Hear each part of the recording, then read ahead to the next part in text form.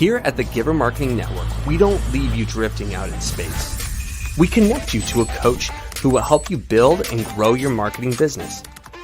Our process acts as a guide on how to connect with other businesses, maintain good relations, and establish a presence on the Giver Marketing Network.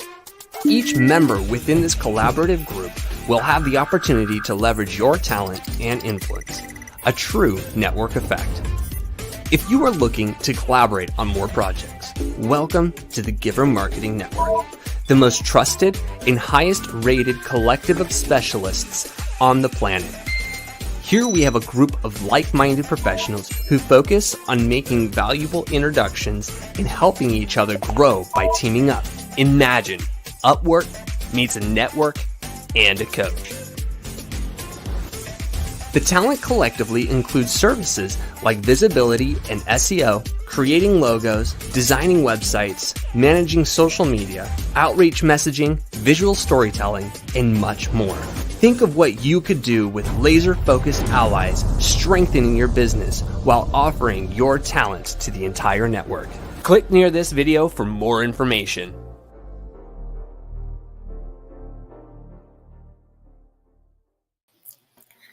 Hey everybody, welcome to the Giver Marketing Network broadcast, where we love sharing marketing, communications, and media tips that will help you in your business be successful. Christine Deane is our team director, and she's an awesome member of our network, our growing network of 100 plus professionals who are just love working on projects together. So today we're going to do something very special.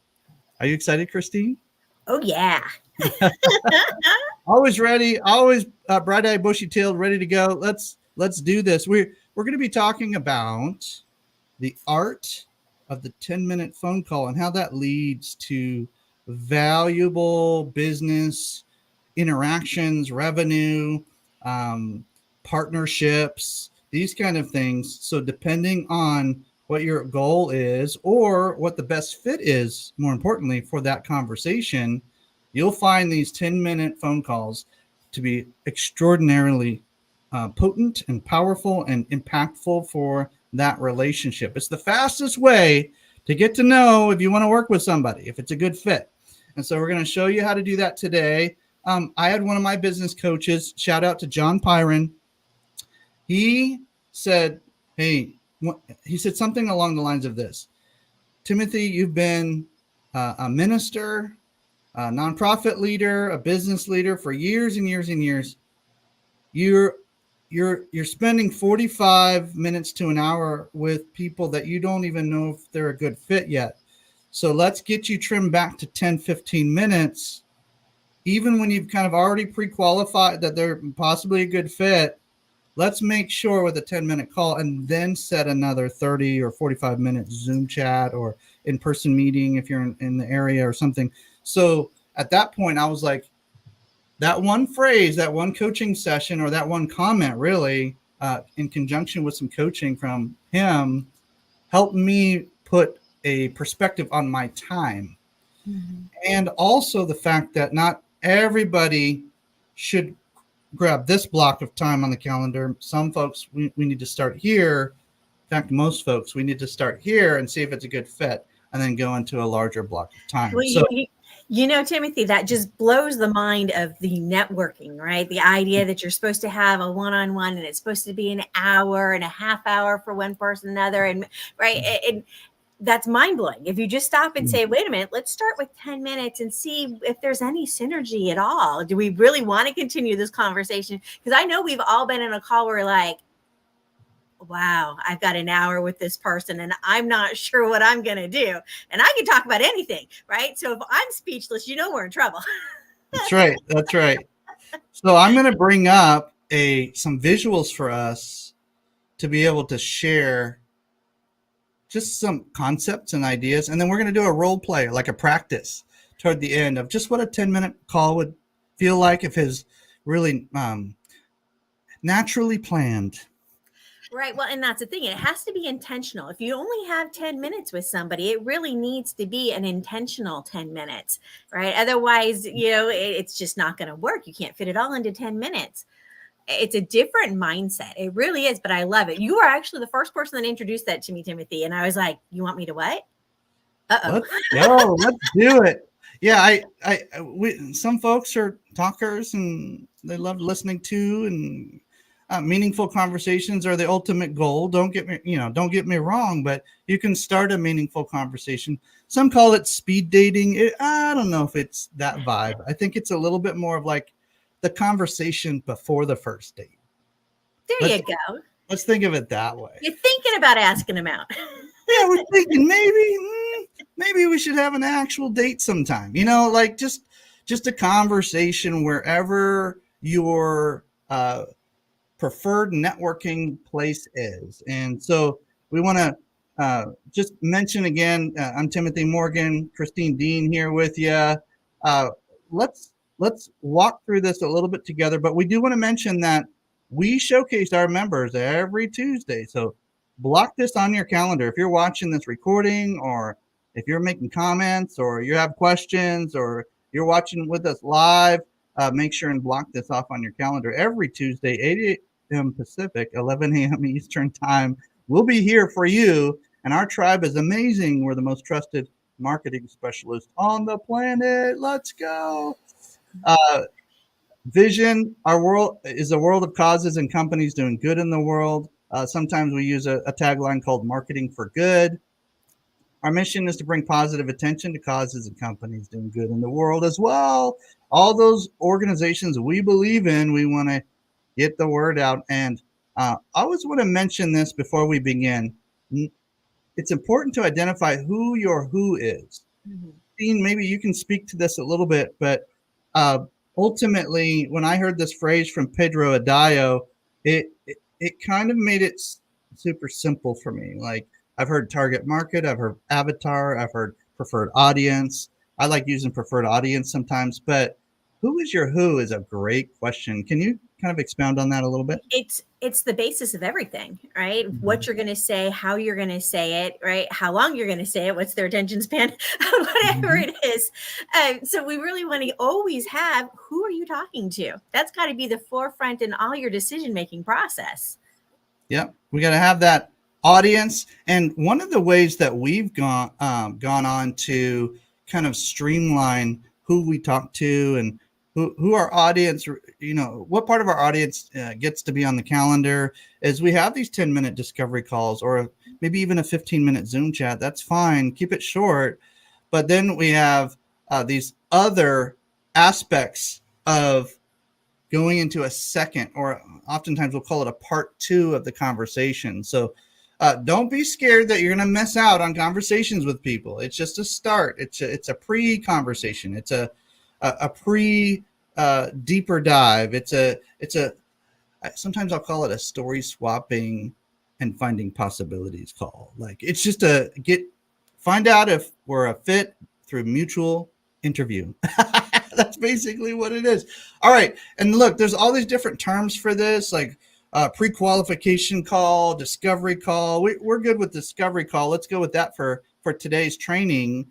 But listen, Christine, you're a masterette of asking really good questions.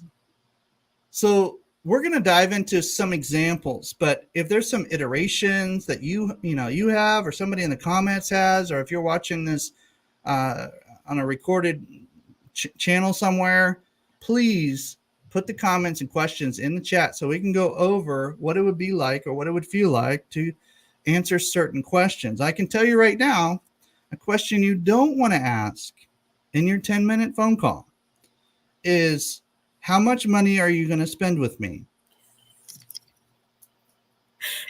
Well, I guess that's one thing you want to discover, but that's not not in the first 10 minutes. Now, listen, we're specifically talking to folks who offer higher ticket products and services. Okay. So if you're selling yo-yos over the phone, sure, ask them how much they want to spend on a yo-yo. That's totally fine. But if you're selling them 50,000 yo-yos at one time, that's not necessarily the best question to ask in the first call. This is fresh. Like this is your first conversation. That's like asking somebody you're thinking about, you find interesting for dating. It's like, when do you want to move in together? It's just not appropriate. You're having the conversation's out of order. So you can ask questions around finances, like how much have you spent on marketing in the past, or what are some, if you really feel like that's appropriate. But don't sit there and try to close the deal at 3 minutes in. Okay, like this is not a good idea. What we want to do with higher ticket products and services and classy approaches to conversations is ask really good questions where you can still get the information you need. They can get some, they can ask some questions as well. But the art of the 10-minute phone call is a few great questions and listening and reiterating. So you'll end up asking them questions and then kind of rephrasing what they're saying so they know you're listening. It's active listening 101, ladies and gentlemen. Anybody who's read a marriage book or a communication book of any kind, this is like how to start a conversation and have a good time, really, at the end of the day. Any thoughts on this, Christine? Well, so, former communications college professor here. So yes, you hit the nail on the head, Timothy, right? It's about perception checking, making sure you understood them correctly, paraphrasing it back to them, make sure that you've got it, right? You've got that solid foundation. You're working off just the basics of establishing the relationship to start with, right? Good active listening goes a really long way. You just did a version of this just now. So this is good. Let's go. Okay. So here's what we recommend. You can do an iteration, or you can change it up. Obviously, you're your own brand and voice and company, so organization. So practice the art of your 1 minute origin story. Okay. I was a nonprofit leader for years, ended up buying and selling businesses. I was committed to too many things. I had to focus on one thing. And I realized that was marketing, communications, and media. Became highly rated coach. I serve causes and companies doing good in the world. I have 5 kids. I love my family. I'm a big person of faith. Tell me a little bit more about your story. Literally a story like that. Okay. Just your background with some kind of pivotal moment or shift that happened, and why and how you help people. At least some hint of around that, just to get the conversation started. There's nothing more memorable than a good story. So practice that. And that way you can just do it off the cuff or in a presentation, in beginning of a broadcast of some kind, a keynote talk. This origin story is super powerful. I'm not talking about the full on story brand arc and narrative yet. I mean, that's part of your marketing strategy, sure, but this origin story is a great way to start a 10-minute phone call. And think of it as a teaser, right? You're just giving them enough of the story that it grabs their attention and they want to hear more, or they want to ask more questions like, oh, you've got 5 kids. That's awesome. I've got blah, blah, right? Or whatever. Give them just a little bit of nuggets. This way they want to pull something out of you and ask more, oh, you're a nonprofit. Whatever it is that they see the synergy coming out of your story gives them something to ask about in the conversation. So you're really just giving conversation starters. Love it. Yeah. Conversation starts. What I'm hearing you say, Christine, is conversation starters in the form of a narrative. Ooh, Christine, you're dropping some nuggets. Somebody put that in the comments or the chat box, or if you have any questions right now, this is where your brain starts firing, and we start forming this plan going into a 10-minute phone call. And you want to plan. Plan is the important part of this. If you only have 1 minute, like we said, if it's a 10-minute discovery call, you have to be very efficient, right? So if your origin story is just a minute, you really have to think about what are those key areas? What do I need to bring up, and what do I need to wait for later? And it may or may not be something that I even share in this call, right? It might be something that happens in the next call. And it's okay, right? But you got to streamline that. We've all been in that situation where somebody starts going to a story, and not everybody is a really good storyteller. And you're 15 minutes in going, oh my goodness, this is the longest monologue ever, right? So don't be that person. Just a hint, just a tease to grab our attention to make us want to ask more questions. Here's a clue.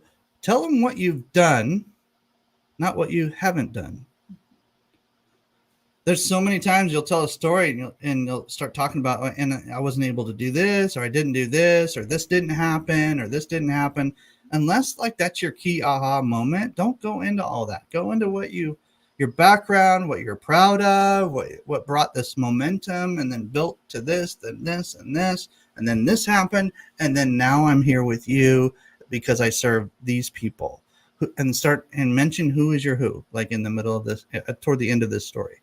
Right. The aha moment is so important, right? That's what we remember, right? I was doing this, right? I started off with networking and I was trying to do credit card processing because that's what my mom did. She said, why don't you try it? And I said, oh my goodness, this is horrible. I don't want to do this. This is not me, right? That's my aha moment. But I did get a lot of people asking about communication advice, marketing advice, and sales advice. And it just seemed to make sense, right? Aha. Right. What you expected, and then the shift, and then the new direction you've now gone, right? Come on. And we're going to practice this in a minute. So we've given you some teasers on kind of our framework, the most simple framework of how to share a story that I've ever seen. It's something you want to memorize. Background with an aha moment, why and how you help your who. Okay. All right. So let's get into it. Once you've swapped stories, once Christine and I have swapped stories in just a minute, we're going to go into something called a VC12. Now listen, it doesn't have to be 9 minutes and 59 seconds on the dot for this discovery call, okay? This needs to be somewhere between 8 and 15 minutes, if at all possible, right in that sweet spot, okay? So if you go beyond like that 12, 13-minute mark, you need to ask permission to finish that call. Does that make sense? Yeah.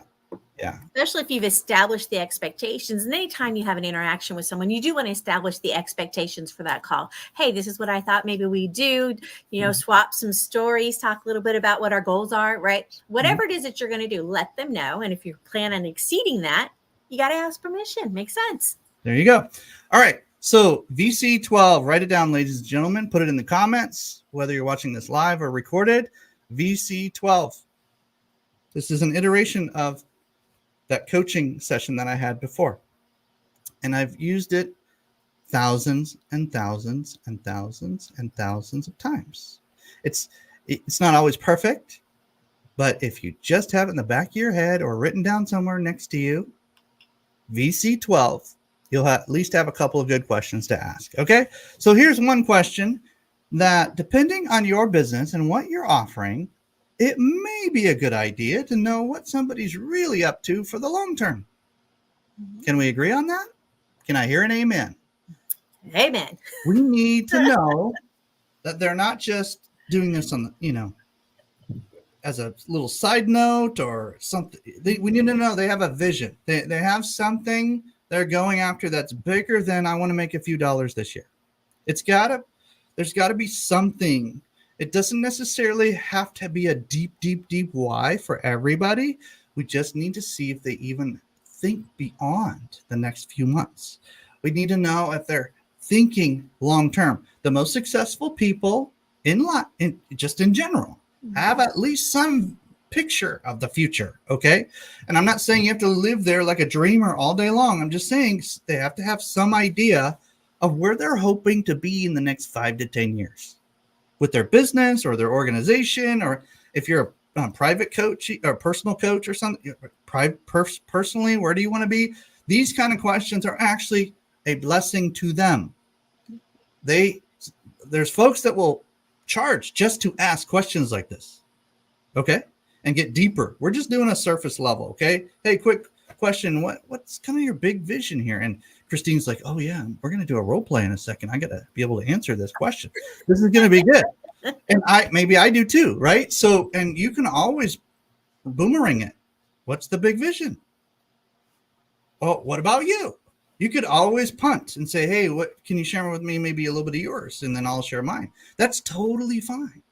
But the point is you got to be willing to ask questions like this and answer questions like this. This helps everybody in the room sharpen each other, right? So vision, 5 to 10 year dream of some kind.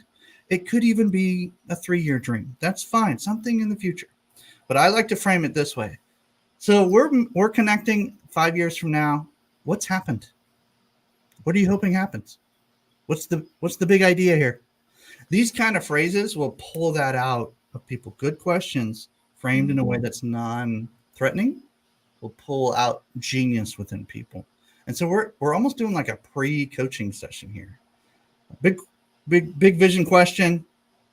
Big deal. All right. Challenges. Some people call these frustrations or roadblocks, difficulties. These are interchangeable words. Okay. They're synonyms.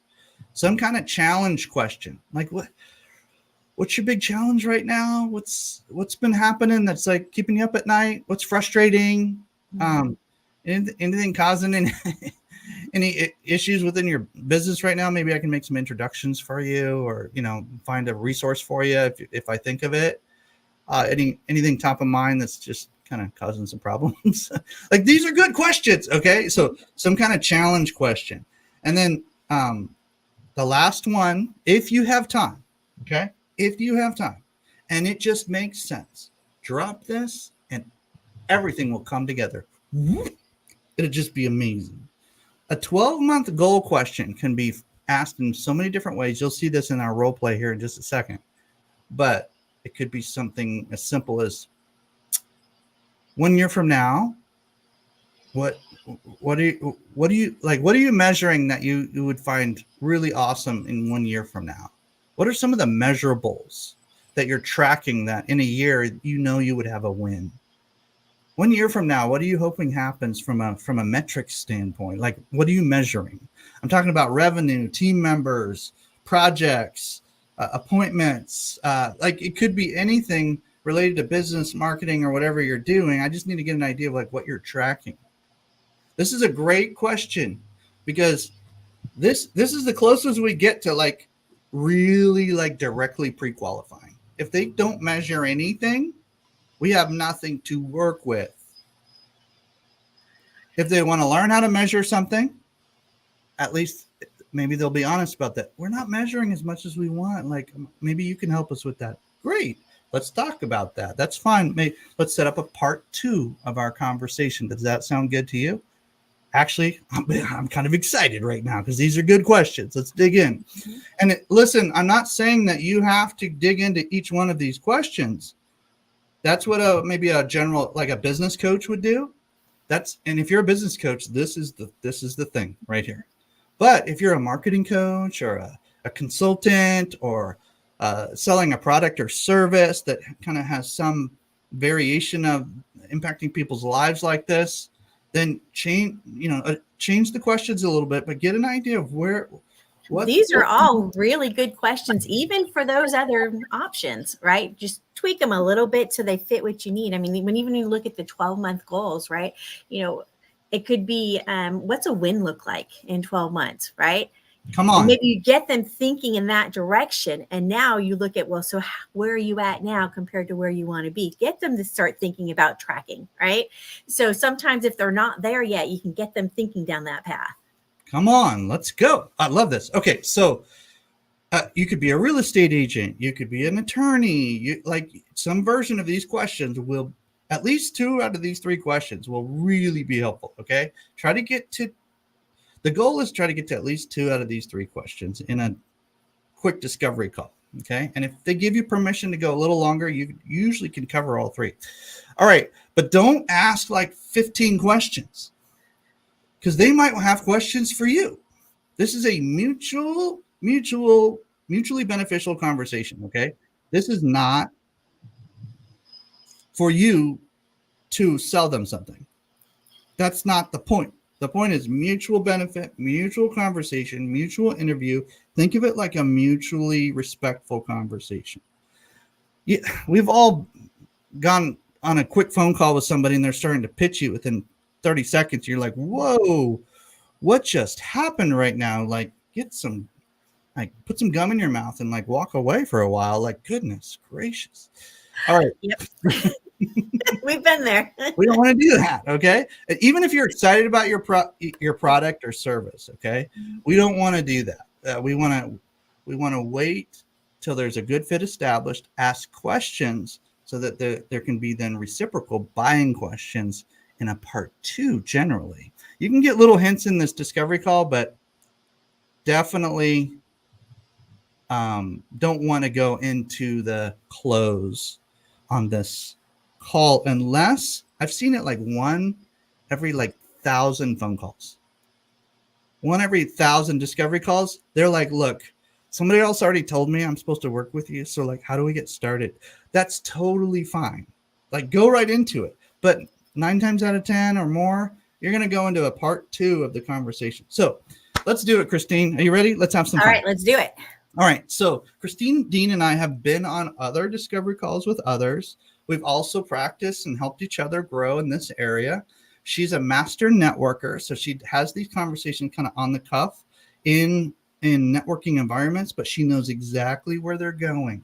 And it might be some different version or variation of this. That's not the point. The point is, how do we get to know somebody without them feeling like you just, I want to say this without getting too shocked, without throwing up on them. Okay. Like that's basically or without having sales breath. If you want to pull it back just a little bit, we want to make sure that we're not giving people that experience. We want them to have a good experience. Okay. So ring, ring, ring. Christine's answering. Hello. All right.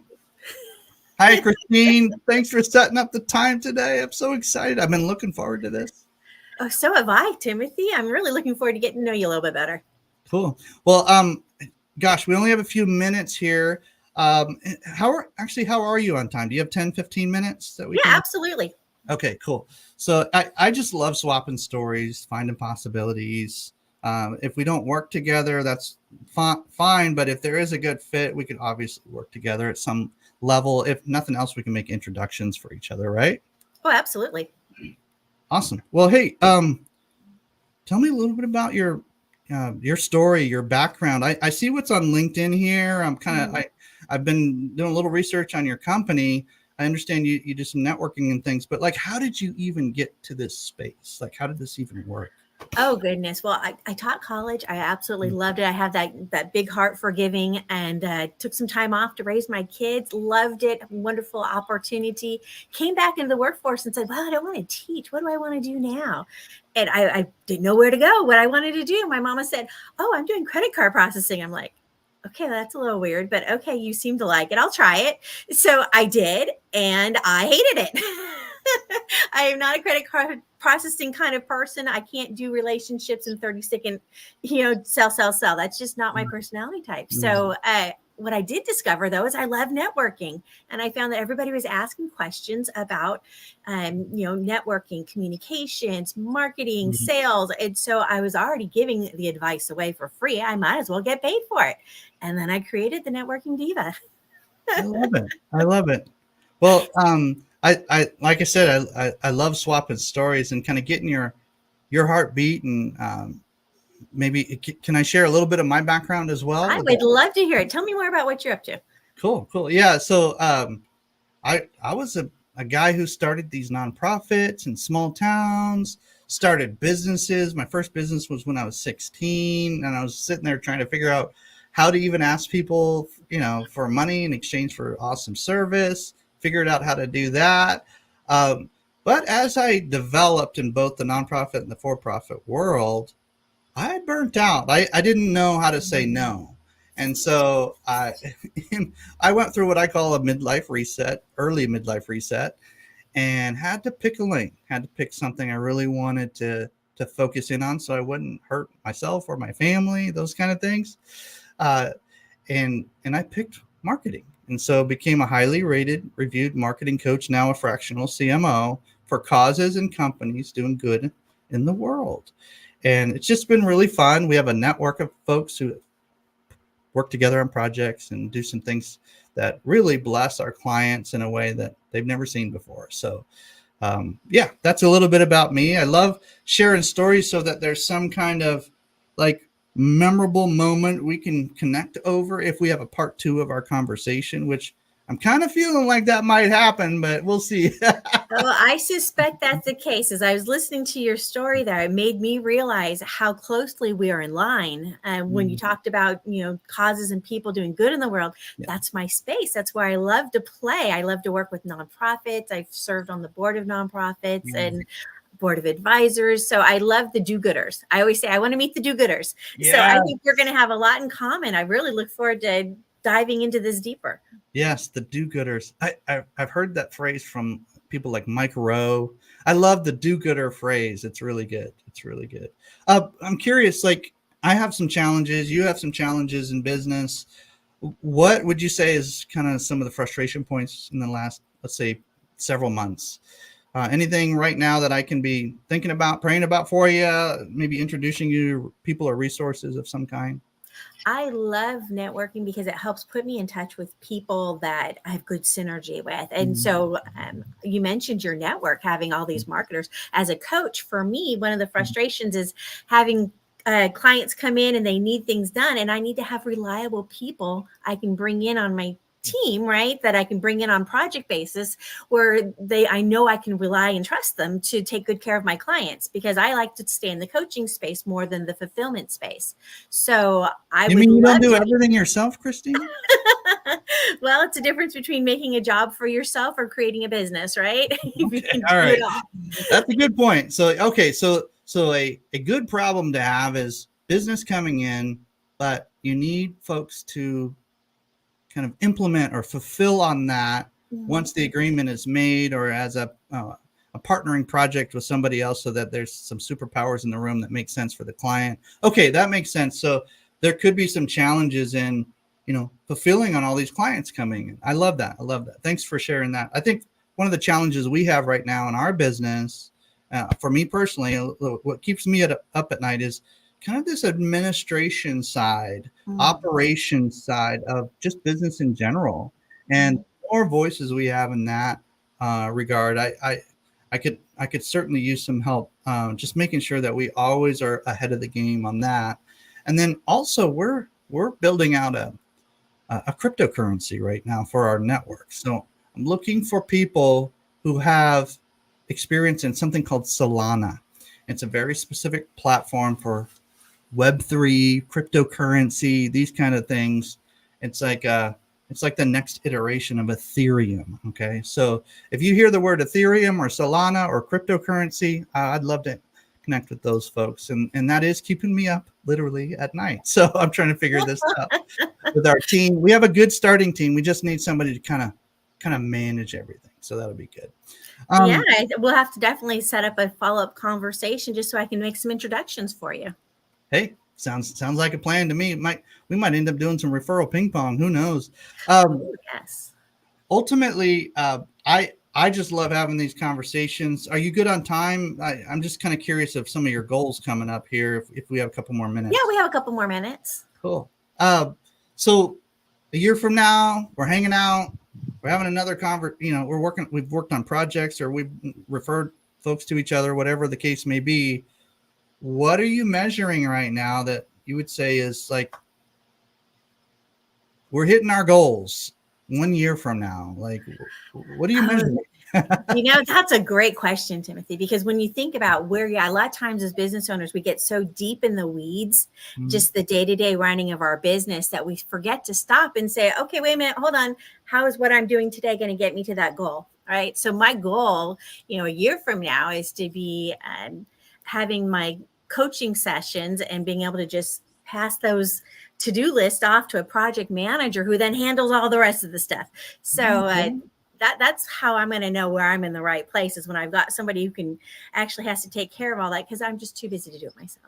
All right. So if I'm hearing you right, what you're measuring right now is the ability to delegate to a project manager. So you'll be tracking probably interviews and conversations with project manager type people. And if a year from now we have this conversation and you don't have a project manager, at least part-time in the mix, then we're going to need to kick each other's butt and make sure that happens, right? Okay. All right, absolutely. Cool. All right, cool. So that's fun. I mean, we've been able to share a little bit I can tell you right now, for us, we want to go from 100 to 250 team members in our network in the next 12 months. So help me, help you, help me. Let's figure that out. Like, I'd love to make more appointments and have more conversations like this with some of your people and some of the people that you know are high character, competence, collaboration type people that don't mind working with causes and companies doing good in the world. Like, that's a thing. Like, they enjoy doing that. And I know, I can tell you probably have some. Do you have some connections like that? Yeah, I was just thinking, those are my kind of people. So I bet if we took a look at my network, they'd probably be good additions to the network here. So Cool. let's And definitely talk more. I might know a project manager type or two that could do a creative deal with you to kind of grease the wheels, try some things out, see what happens. So let me make that introduction for you on LinkedIn, and we can start from there. Hey, we didn't even get to the membership of the Giver Marketing Network. Do you want to set up a part 2 and like do some show and tell and maybe dive into like how we work with each other? Yeah. Potentially, does that sound good? Yeah, I think your network sounds very much in alignment with how I like to do business. So yeah, I would love to hear more. So let's definitely set up a part 2. I see so many opportunities. This is great. Well, send me your scheduler, or I'll send you mine. Whoever sends it first, then we'll just set up the time. Okay, that'll be good. It's just 30, 45 minutes, whatever is good for you. We'll make it happen. Okay. Looking forward to it. I'll send you my link. Thanks, Timothy. So I think we wrap. Was that what, 15 minutes or so, somewhere in there? That's not bad. Ask for the permission to extend it. So yeah. Okay. Yeah, and if somebody was in a hurry or their cell phone was like cutting out and some different things, swap the stories, ask maybe one question, set up the part 2. Like, honestly, like, just make sure they're not somebody you don't want to work with. Make sure there's somebody that does align. If they start pitching you in this call, you are not having a part 2 with them. You don't have permission. Right. And half of it is, who do I want to have the next conversation with? And determining who you don't want to have the next conversation with is okay too. That's part of this process. It's okay to decide that people aren't supposed to be part of your circle. Don't feel bad. It's okay. They're just not in the right space. Doesn't mean later down the road, right, that you might find some synergy, but right now this isn't a good fit, and that's okay. And you can tell them that, just like you said. Just, hey, I don't know if we're a good fit right this minute. Would you mind circling back with me in maybe 3 to 6 months, and let's catch up and see how you're doing? And I'll share with you how I'm doing. Does that sound good? You can end a call that way at like 8 minutes. It's totally fine. One of the important things is at the end of the call is to decide what you want that next step to be. Like, you did a great job. Like, hey, do you mind if we do a part 2, right? Or maybe there's people I literally will say, hey, let's touch base every other month. Let's touch base once a quarter. Let's write this way. I can see where you're coming along in this project and how we can team up to work on this together. Right. So it's okay to lay those expectations out and ask for it. Yep. Another option that I mentioned and hinted at, just so people can have different options for next steps after a call like this, especially in the coaching, consulting, fractional work, marketing agencies, kind of pre-qualifying and discovering who their best clients would be. Salespeople need to learn this. This is not sales training per se. This is pre-sales training. Mm-hmm. This is, are we even going to have a sales conversation training? Okay, so that's why we don't call this a sales training per se, but it's as close as we get to it. It's like right there. Okay. Ultimately, if I'm finding that the person I'm talking to, Christine, you and I might have actually done this.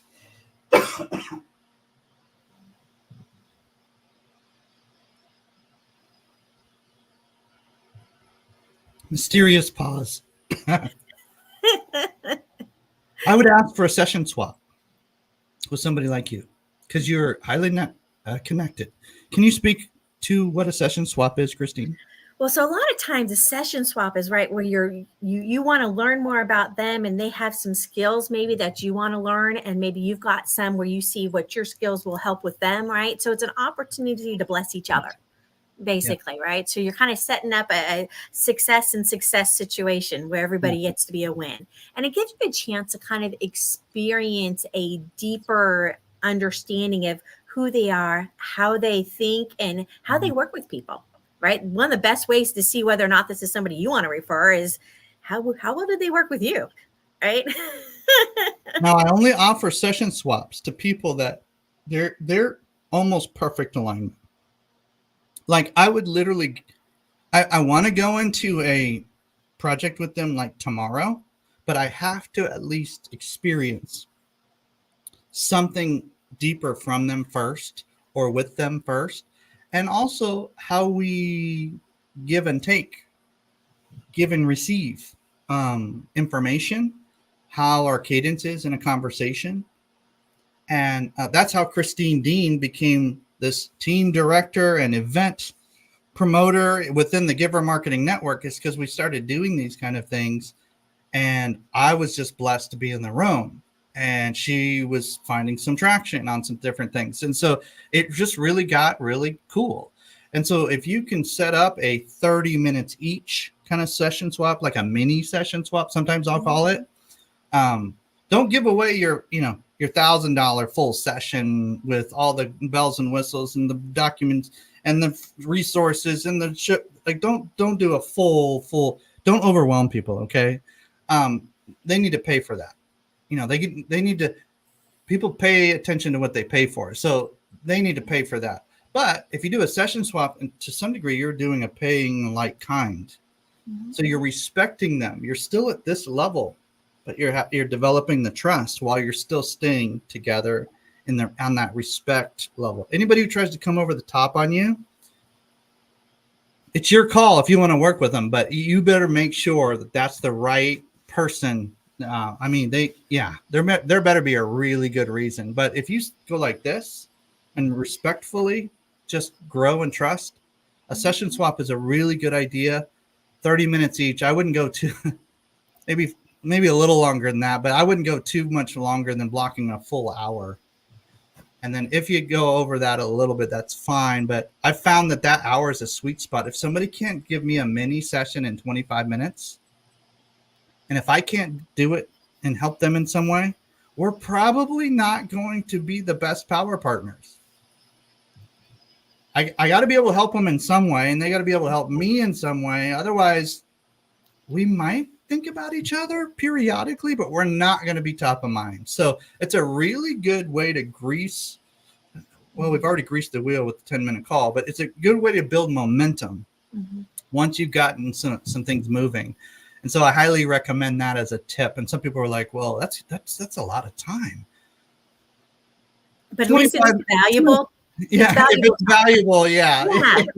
Because when you think about it, right? Okay, you've invested 10 minutes. Okay, we like it. We're taking it to the next step, or we're going to do a session swap, right? They have something valuable that you want in that 30 minutes, and you've got vice versa. So you really are adding value and raising that tide for everybody, right? I've been in situations where we'll actually pay each other for sessions. That's a more full, robust session swap, but some people prefer to have invoicing on file and all this, and that's fine too. Somehow get in the room. Sorry, Christine, I interrupted you. What were you going to say? No, I'm with you. Heck yeah. And that's the idea, is that you really get a chance to get to know them. And the deeper you understand what they do, the better it is for coming up with collaborations together. Right? Because now you have a better understanding of their thought process. And now you can say, okay, how does that slide in with what I do? And hey, let's do this project together. Right. And it just opens up so many doors and possibilities. Yep. You get reviews for each other. You can do testimonials for each other. You can say we've worked together because it's true. Like there's a lot of value on top of the actual sharpening that happens in the room. There's a lot of residual events together. There are so many possibilities. Almost like a test run for like podcasts and like things like this and like just all sorts of stuff. So ultimately, when we have a short phone call, a 10-minute call or a 15-minute Zoom, just to kind of get to know each other. I still like the phone call. If I'm being real, like I even ask people if it's okay, I take digital notes. So I'll even like do an audio recording with a second device on a phone call with permission, very important. And that acts as an extraordinary starting point, especially If you're in a situation where like you're in a place where a video just doesn't make sense, there's nothing wrong with a quick phone call. Or We've gotten over in the last few years this idea that everybody has to be on video. And I'd be like, that's just a quick phone call. It's kind of like, oh, when they have to make you do a meeting and it should have been a phone call or it should have been an email, right? So it's okay to have real conversations, old fashioned, it's just a phone call. Yeah. You can do all sorts of iterations of this, but keep it short and sweet, 10, 15 minutes of some kind. Once you do that, know that you're going to end up probably either saying not a good fit, let's have a part 2, or let's do a session swap if you're in the consulting, coaching, kind of that world. If you have something to offer, why not? Like, give them a taste and see. They could be a referral partner, right? They could be a client, right? You could be their client. I mean, there's a lot of possibilities when you go into meeting with somebody, right? And it could be that, no, this just isn't a good fit at all. And that's okay too, right? But don't automatically think if they can't buy from me, they have no value. Get out of that thought process, because that's a sales mentality, right? You've got 2 minutes to decide whether or not they're going to buy from me. And if not, see ya, right? No, they might be a really good referral partner for you, right? Or maybe you even want their products. You never know. So be open-minded when you enter a conversation on the different categories somebody can be into. Any last tips, Christine? I got one more, and then maybe you can share one and we can wrap up. Some people are even more selective. They don't want to even have the 10-minute phone call. There's different kinds of folks out there, okay? Different kinds of systems and processes within different companies. If you're like, look, I don't want to have even a 10-minute phone call until I know they're pre-qualified, ask a few questions as they're scheduling the appointment. Let them schedule the appointment, get them in your CRM, and then go and do a quick research and see if you want to keep that appointment. There's classy ways to say, hey, things have gotten crazy. I've even sent notes, hey, I sent that link to the wrong person. And technically, it's the wrong person. They don't qualify. Right? They don't qualify. Yeah. So, be truthful, but be direct, like Christine was teaching us earlier, that there's ways to kind of pivot. Even after you're engaging in a conversation, all of a sudden you realize, this ain't going to be a good fit. I joke around about this sometimes, but I'll ask people, are you allergic to working with people of faith? And if they start hinting that they've been triggered, they've been hurt, there's something in their story, I still might ask them to share their story, or still might get on a call with them just to help, encourage them. There's still some folks out there that really do care and are people of faith. But if they're antagonistic, or you can see that on their social profiles, they're haters, right? We don't deal with haters. We just don't do it. There's no reason to. No, it doesn't matter political, any kind of hate. We just don't. We don't do it. That's a waste of space, mental space. So if I start picking up on that, I'll just literally say, hey, I'm so sorry. I sent that link to I accidentally sent you that link. I don't think that we're probably going to be a good fit. Or, hey, I'm curious, would you be okay if we circled back maybe another time? Or, hey, can you tell me a little bit more about this? And just ask them. Basically, you're talking about a graceful way to exit the conversation. And it's not like I'm coming into this because I want to lie to you. The idea is you're not wanting to hurt their feelings. You're not wanting to cause any ill will. This isn't a good fit, and let's just gently move on. After looking around, maybe it's not the right fit right now, but can we circle back later? It's a totally appropriate. I don't like slamming doors shut. I don't mind gently closing them and saying that we can open them later. There's very few bridges that will burn with this approach, but there are some that very rarely are there bridges that need to be burned. It's just really rare. And that's when somebody's extremely rude. They come over the top. They start pitching you. That's when then maybe that's a good time. But all the other times, just gracefully decide. Just because they booked the call doesn't mean you need to take it. So let them know before. Don't let them know 5 minutes before. Let them know way ahead of time. we need to reschedule, or this is not a good fit, or can you find something like 2 months from now, or just figure out a way to kind of postpone that. Half of those folks won't circle back with you anyway. And then the other half, maybe they're hungry enough to actually learn and grow and partner in a different way. Maybe you misread them. But that pre-qualification from a data standpoint and that kind of instinct that you have at the same time will determine whether you keep those calls. I have a 93% show rate on my appointments because of this kind of conversational start to our LinkedIn strategy and some of these other things that allow people to feel like this is just a natural next step. It's just a natural next step. It is part of a sequence, but it's very flexible and fluid sequence. Like it's all about the person. It's not about just the automation itself. Well, Brenda was saying, I love having a guided call with wiggle room. Come on, right? Brenda. That's a nice way to phrase it, right? A guided call. Because you do kind of have a structure that you want to go with, but it's got some wiggle room in there, right? So kind of think of that as a fun way to approach the conversation. Well said, Brenda. This is good. In fact, we need to have a circle back call, Brenda. I'm super excited to do that. We've been going back and forth a little bit, but ultimately that phrase right there is a great way to land the plane. Like guided call with wiggle room is a good summary, Brenda. Thank you for helping us do that. God bless you guys. Christine, do you have anything to pull across the bottom for a next step for anybody who wants to stay in the game with us and party a little bit, maybe even tomorrow? That's right. Every Wednesday, you can join us for Networking for Marketers. So that's PR. If you're anywhere in that kind of space of marketing, come hang out with us. It's 8 a.m. Pacific or 11 Eastern. givermarketing.com/networking. Register once, save the link. It is a no cost. It's just an opportunity for marketers to be able to team up, work together, get to know each other, and just, I love bringing that family together. So be part of our family. Come on, let's go.